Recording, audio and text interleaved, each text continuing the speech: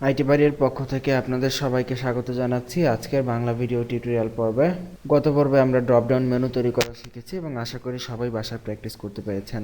আজকের পর্বে আমরা এর সাথে আরও কিছু নতুন বিষয় যোগ করার চেষ্টা করব এবং গত পর্বে আমরা দেখেছি যে এতটুকু তৈরি হয়, কিন্তু অনেক সময় অনেক ওয়েবসাইটে গেলে দেখা যায় যে ড্রপ ডাউন মেনু থেকে আবার ড্রপ ডাউন মেনু বের হয়। মানে এই ড্রপ ডাউন মেনুরই কোনো একটা অপশনে, মানে কোনো একটা জায়গায় যদি আমরা কার্সার রাখি, সেখান থেকে ডান পাশে আরেকটা মেনু বের হয়। তো সেটাকে বলা মাল্টি ড্রপ ডাউন, মানে দুইটা ড্রপ ডাউন মেনু থাকে। সো এই কাজটা কিভাবে করতে পারি? তো মাল্টি ড্রপ ডাউন মেনুর ক্ষেত্রে আইডিয়াটা আপনাদেরকে গত পর্বে যেভাবে তৈরি করেছি ঠিক সেই রকমই, শুধু আইডিয়াটা এরকম যে প্রথম ড্রপ ডাউন মেনুটা যেভাবে নিচে আসে আর দ্বিতীয় ড্রপ ডাউন মেনুটা এর পাশে আসবে। দ্যাট মিনস প্রথম ড্রপ ডাউন মেনুতে আমরা লেফট দিয়ে সরিয়ে দিয়েছিলাম, বাট সেকেন্ড ড্রপ ডাউন মেনুতে আমরা টপ দিয়ে সরিয়ে দিব যাতে করে এটা উপর থেকে নিচে নামে। সো একই পদ্ধতিতে আমরা এই ড্রপ ডাউন আইটেম ধরলাম এই আইটেমটার মধ্যেই, 3 নম্বর আইটেমটার মধ্যে আমরা ঢোকাবো। সো এইটার এলআই এর আগে একটা গ্যাপ করে নিলাম এবং এখানে আমরা একটি আনঅর্ডার্ড মেনু ক্রিয়েট করব। আপনারা জানেন এগুলো সবাই অলরেডি ক্রিয়েট করা শিখে গেছেন। দেখুন আমরা সাব ড্রপ ডাউন ক্রিয়েট করেছি এবং এটাকে যদি আমরা ভেতরে ঢুকিয়ে দিই শিফট দিয়ে, জাস্ট আমাদের দেখতে সুবিধা হওয়ার জন্য। রিফ্রেশ করলে আমরা দেখব এখানে এই যে সাব ড্রপ ডাউন মানে ড্রপ ডাউন আইটেমের নিচে সাব ড্রপ ডাউন আইটেম দুটো ঢুকে গেছে। তো এটাকে আমরা জাস্ট এখন স্টাইলাইজ করব। ঠিক একই পদ্ধতিতে আমরা এই ইউএলটাকে, দ্যাট মিনস এই যে ইউএলটা আছে, এই ইউএলটাকে আমরা প্রথমে টপ মাইনাস অনেক বড় একটা ভ্যালু দিয়ে আমরা এটাকে উপর থেকে সরিয়ে দেব। তো এই ইউএলটাকে কিভাবে সিলেক্ট করব, তাই না?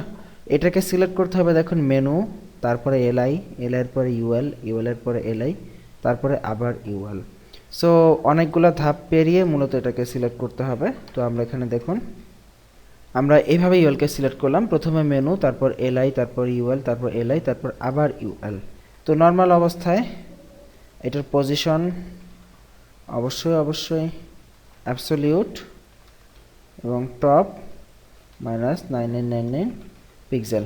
সো যেহেতু এই ইউএলকে পজিশন অ্যাবসলিউট করেছি, সো এটার আগের যে এলিমেন্ট এই যে এলআই, এটাকে পজিশন রিলেটিভ করতে হবে। সো এটার আগের এলিমেন্টকে আমরা পজিশন রিলেটিভ করে দিচ্ছি। তো এখন আমরা যেটা করব, এখানে আমরা এটাকে করলাম এবং আমরা এখন চাচ্ছি যে এটাকে যখন আমরা হোভার করব, দ্যাট মিনস এই এলআইকে যখন হোভার করব তখন এটা টপ এত দূর থেকে সরাসরি টপ 0-তে চলে আসবে। সো এই এলআইকে আমরা হোভার করি, দেখুন এই এলআইকে যখন আমরা হোভার করব তখন ইউএল এর মধ্যে কি চেঞ্জ হবে, টপ 0-তে চলে আসবে। সেভ করি এবং যদি আমরা রিফ্রেশ করি আমরা দেখতে পাবো প্রথম ড্রপ ডাউন আইটেম, বাট 3 নম্বর ড্রপ ডাউন আইটেমটাতে আমরা যখন যাচ্ছি তখন এটা টপ 0 চলে আসতেছে এবং এখানে সাব ড্রপ ডাউন আইটেমগুলো এখানে এটার ভেতরে ঢুকে যাচ্ছে। সো আমরা তো চাই না এটার মধ্যে ঢুকুক, আমরা চাই এটাকে লেফট দিয়ে এটা ডান পাশে সরিয়ে দিতে। সো যেহেতু আমাদের এই ড্রপ ডাউন আইটেমগুলো আমরা 200 পিক্সেল করে ওয়েট দিয়েছিলাম এলআইকে, দেখুন এর আগের এলআইকে আমরা কিন্তু ওয়েট দিয়েছিলাম যে 200 পিক্সেল, এই যে ওয়েট 200 পিক্সেল। সো এটাকে আমরা লেফট থেকে 200 পিক্সেল সরিয়ে দিব। সেভ করে যদি রিফ্রেশ করি, এবার যদি আমরা এটাকে মাউস ওভার করি, দেখব যে প্রথম ড্রপ ডাউন এবং এই পজিশনে গেলে আমাদের সেকেন্ড ড্রপ ডাউন আইটেম এখান থেকে বের হচ্ছে।